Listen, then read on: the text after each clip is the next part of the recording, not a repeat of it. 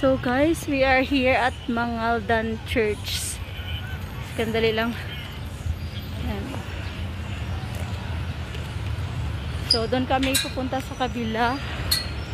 Yan ang Mangaldan Church. St. Thomas Aquinas Parish here in Pangasinan.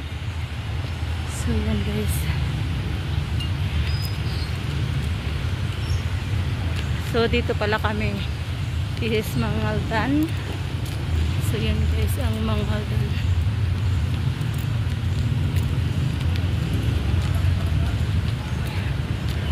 Yan ang Mangaldan.